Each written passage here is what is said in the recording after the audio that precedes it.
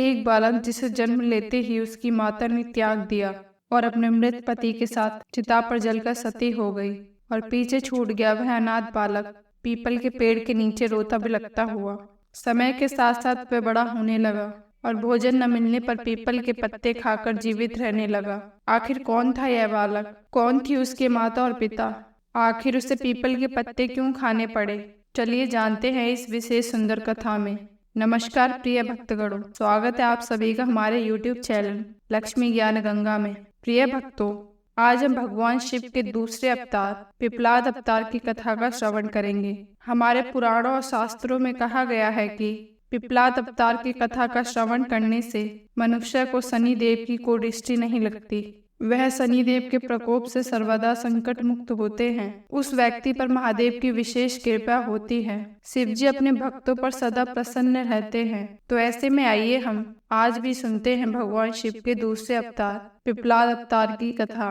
यदि आपने हमारे चैनल लक्ष्मी ज्ञान गंगा को अभी तक सब्सक्राइब नहीं किया है तो कृपया सब्सक्राइब कर लीजिए, लाइक करिए एंड शेयर करिए। सामने बने बेल के बटन को अवश्य दबाइएगा ताकि आप पर हमारी आध्यात्मिक वीडियो पहुंचती रहे। तो चलिए सुनते हैं आज की कथा। भगवान शिव के परम भक्त महर्षि दधीचि, जो भगवान शिव से बहुत प्रेम करते थे, उनकी बड़ी ही भक्ति किया करते थे और वह हमेशा शिव जी की आराधना करते थे। शिव जी अपने सबसे बड़े भक्त से मिलना चाहते थे। शिव जी ने उनसे मिलने के लिए उनके पुत्र के रूप में जन्म लिया, परंतु जन्म लेने से पहले ही दधीचि मुनि की मृत्यु हो चुकी थी। एक बार की बात है, दैत्यों ने वृत्रासुर की सहायता से इंद्र आदि समस्त देवताओं को पराजित कर दिया और सभी देवता दधीचि ऋषि के आश्रम में अपने शस्त्रों को फेंक देते हैं और अपनी हार स्वीकार कर लेते हैं। इसके बाद इंद्र आदि देवता देव ऋषियों के साथ वृत्रासुर के दुख से दुखी होकर श्री ब्रह्मा जी के शरण में पहुंचते हैं और ब्रह्मा जी को अपना सारा दुख कह सुनाते हैं। ब्रह्मा जी कहते हैं, यह तृष्णा के कारण हुआ है और तृष्णा ने ही वृत्रासुर को उत्पन्न किया है। वृत्रासुर को मारने के लिए मैं आप सभी को एक उपाय बताता हूँ। दधीचि नाम के एक महामुनि हैं, जिन्होंने पूर्व काल में भगवान महादेव की आराधना करके अपने हड्डियों को वज्र जैसा कठोर बना लिया है। भगवान महादेव के वरदान से दधीचि मुनि की जो अस्थियां हैं, उनसे एक अस्त्र बनाकर वृत्रासुर पर प्रहार किया जाए तो वह जरूर ही मर जाएगा। इसलिए आप उनके पास जाकर उनकी अस्थियों की याचना करें, उनसे उनकी अस्थियां मांग लो और उन अस्थियों का वज्र दंड बनाओ। उन्हीं अस्थियों से वृत्रासुर मारा जाएगा। तब ब्रह्मा का वचन सुनकर देवगुरु बृहस्पति सभी देवताओं को साथ लेकर दधीचि मुनि के आश्रम में गए और दधीचि मुनि के सामने सभी देवताओं ने मस्तक नवाया, उन्हें प्रणाम किया। दधीचि ऋषि विद्वानों में श्रेष्ठ थे और यहाँ पर महाराजा इंद्र भी बहुत चतुर थे। उन्होंने मुनि से कहा, हे महामुनि, आप महान भगवान शिव के भक्त हैं, दाता हैं, शरणागत की रक्षा करते हैं। हम सब बहुत दुखी हैं। हम चाहते हैं कि आप अपनी जो अस्थियां हैं उन्हें हमें दान दे दें, जिससे हम लोग वज्र का निर्माण कर सकें, जिसके बाद विद्रोह के द्वारा उत्पन्न किया हुआ वृत्रासुर का विनाश मैं करूंगा। फिर दधीचि मुनि ने यह सुना और समाधि का अनुभव करके परम ब्रह्म का ध्यान करते हुए अपने प्राणों को त्याग दिया और परम ब्रह्म में विलीन हो गए। फिर देवताओं ने उन अस्थियों को लिया और इंद्र महाराज ने विश्वकर्मा को आज्ञा दे दी। विश्वकर्मा ने इंद्र की आज्ञा से उनमें से शस्त्र का निर्माण किया। इंद्र महाराज इरावत पर अपने वज्र को लेकर बैठे थे। वृत्रासुर के साथ घमासान युद्ध होता है और अंत में वज्र के प्रहार से वृत्रासुर के मस्तक को इंद्र ने काट दिया। चारों ओर विजय का उत्सव होने लगता है। भगवान इंद्र ने वृत्रासुर पर विजय प्राप्त की।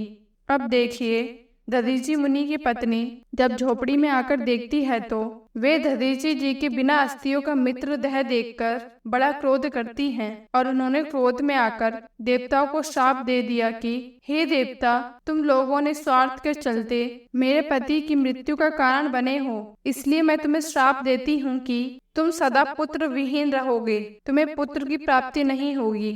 अपने पति के मृत देह देखकर वह बहुत चिंतित होती है और बहुत ही विलाप करती है। पति लोक को प्राप्त करने के लिए उतावली हो जाती है। जैसे ही वह अपने पति की चिता को सजाकर अग्नि लगाकर उसमें प्रवेश करने जाती है तो तब आकाशवाणी होती है, हे देवी, आप ऐसा ना करें। आपके पेट में दधीचि मुनि की संतान है। मुनि के तेज के कारण आपको अभी चिता में प्रवेश नहीं करना चाहिए। फिर मुनि की पत्नी ने यह बात स्वीकार कर ली और जब उस पुत्र का जन्म हुआ तब मुनि की पत्नी ने उस दिव्यधारी पुत्र को देखकर समझ लिया था कि यह रुद्र का अवतार है। यह जानकर वह परम आनंद में मग्न होकर शीघ्र ही उसे नमस्कार कर कर स्तुति करने लगी और रुद्र अवतार से कहती है, हे परमेश्वर, आप इस अच्छे पीपल के पेड़ के पास चिरकाल तक उपस्थित रहें। आप समस्त प्राणियों के लिए सुखदायी होकर मुझे प्रेम पूर्वक पति लोक में जाने की आज्ञा दीजिए। यह कहकर दधीचि मुनि की पत्नी ने अपने छोटे से पुत्र को पीपल के पेड़ के नीचे रखकर चिता में प्रवेश कर जाती है और अपने आप को सती कर लेती है। इस प्रकार आनंद पूर्वक पति लोक में जाकर भगवान शिव की सेवा करने लगती है। फिर सभी देवता आमंत्रित होकर उस बच्चे के पास आते हैं। तब ब्रह्मा जी ने उस बच्चे का नाम, जो कि भगवान महादेव का अवतार था और दधीचि मुनि का पुत्र था, उसका नाम पिप्लाद रखा और वहां से अंतर्ध्यान हो गए। और इस तरह जब दधीचि की पत्नी अपने पति का बलिदान सहन नहीं कर पाई और बच्चे को पीपल के पेड़ के नीचे रखकर अग्नि में बैठकर सती हो गई, तब पीपल के पेड़ के नीचे रखा बालक भूख प्यास से तड़प कर चिल्लाने लगा। जब कुछ खाने को नहीं मिला तब वह नीचे पड़े पीपल के पत्ते खाकर और उस पीपल की गोद में बड़ा होने लगा। पीपल के पत्ते खाकर ही उसका जीवन सुरक्षित रहा। एक दिन उसी स्थान से नारद जी गुजरे।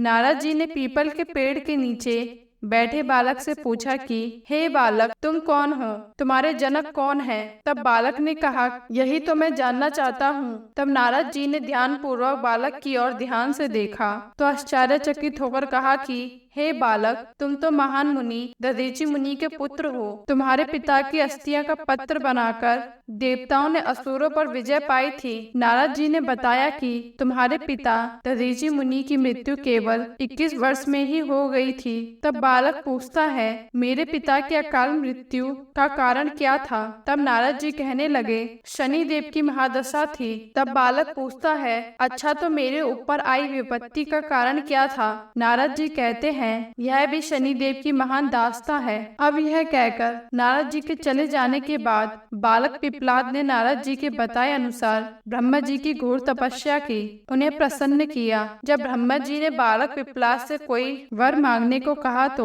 पिप्लाद ने अपने दृष्टि मात्र से किसी भी वस्तु को जला देने की शक्ति मांगी। ब्रह्मा जी से वरदान मिल जाने पर बालक पिप्लाद ने शनि देव का आह्वान कर अपने सामने प्रस्तुत किया। उन्हें अपने सामने पाकर आंखें खोलकर भस्म करने लगा। शनि देव जलने लगे। ब्रह्मांड में कौतूहल मच गया। सूर्य भी अपने पुत्र को अपनी आंखों के सामने जलता हुआ देखकर ब्रह्मा जी के पास पहुँचे। अपने पुत्र को बचाने हेतु विनती करने लगे। तब ब्रह्मा जी पिप्लाद के सम्मुख पधारे और कहा कि हे बालक पिप्लाद, तुमने अपने पिता की मृत्यु और माता की मृत्यु और अपने साथ हुए अन्याय का बदला लेने के लिए शनि देव को दंडित किया। हे बालक पिप्लाद, तुम शनि देव को छोड़ दो। किंतु भगवान ब्रह्मा के समझाने के बाद भी पिप्लाद नहीं मानते हैं। तब ब्रह्मा जी ने इस वरदान के बदले कोई 2 वरदान मांगने की बात कही। तब पिप्लाद ने खुश होकर 2 वरदान मांगे। सबसे पहला वरदान मांगा कि जन्म से लेकर 16 वर्ष की आयु तक किसी बच्चे की कुंडली में शनि देव का स्थान नहीं होगा, ताकि कोई भी बच्चा मेरी तरह अनाथ पैदा ना हो। पिप्लाद ने दूसरे वरदान में कहा कि मुझ अनाथ को शरण पीपल के वृक्ष ने दी है, अतः जो भी व्यक्ति सूर्योदय के पूर्व पीपल के पेड़ पर जल चढ़ाएगा उस पर शनिदेव की महादशा का कोई असर नहीं होगा। ब्रह्मा जी ने तथास्तु कहकर वरदान दिया। तब महर्षि पिप्लाद ने जलते हुए शनि को अपने ब्रह्मदंड से उनके पैरों पर आघात करके उन्हें मुक्त कर दिया, जिससे शनि देव के पैर क्षतिग्रस्त हो गए और वह पहले जैसी गति से चलने लायक नहीं रहे। और तभी से शनि देव धीमी चाल में चलते हैं और शनि स्वर कहलाते हैं। आग से जलने के कारण ही शनि देव की काया काली हो गई और शनि देव को एक पैर से लंगड़ा भी इसलिए बताया जाता है। और इस प्रकार पिप्लाद ने उसी वृक्ष पीपल के नीचे बैठकर चिरकाल तक तपस्या में लीन हो गए। काफी समय व्यतीत होने के बाद पिप्लाद ने राजा की पुत्री पद्मा के साथ विवाह किया। पिप्लाद को पद्मा से 10 पुत्र की प्राप्ति हुई, जो अपने पिता की तरह ही महान एवं उग्र तपस्या करने वाले होते हैं। इस प्रकार से पिप्लाद ऋषि का जन्म हुआ था। जब पिप्लाद ऋषि ने देखा कि सभी मनुष्य शनि ग्रह की पीड़ा के कारण दुखी थे, तब उन कृपालु पिप्लाद ऋषि ने जगत में यह पीड़ा, जिसका निवारण करना सभी लोगों की शक्ति से बाहर था, उस पीड़ा को देखकर पिप्लाद ऋषि ने लोगों को वरदान दिया कि जन्म से लेकर 16 वर्ष की आयु तक शिवजी के भक्तों को शनि ग्रह की पीड़ा नहीं होगी, और यदि शनिदेव मेरे वचन का अनादर करके 16 वर्ष की कम आयु वाले व्यक्ति को यदि पीड़ा देंगे तो वह निसंदेह भस्म हो जाएंगे। इस प्रकार शिव पुराण में लिखा गया है कि 3 ऐसे लोग हैं जिनका श्रवण करने से शनिदेव ग्रह पीड़ा नहीं होती। पहला मुनि दधीचि, दूसरा कौशिक ऋषि, तीसरा महामुनि पिप्लाद। शास्त्रों में कहा गया है कि पिप्लाद ऋषि की कहानी सुनने से संपूर्ण कामनाएं पूर्ण होती हैं। यदि किसी को शनि की पीड़ा है तो उसे पिप्लाद ऋषि की कहानी अवश्य सुनना चाहिए। इससे शनि की पीड़ा कम होकर खत्म हो जाती है। तो प्रिय भक्तों, यह थी पिप्लाद ऋषि की कथा। प्रेम से बोलिए ओम नमः शिवाय, जय भोलेनाथ। प्रिय भक्तों, यदि आपको यह कथा पसंद आई हो तो हमारे वीडियो को एक लाइक अवश्य दीजिएगा। आपका जीवन मंगलमय हो, इसी कामना के साथ आपसे विदा लेती हूँ। मिलते हैं नेक्स्ट वीडियो में, तब तक के लिए धन्यवाद।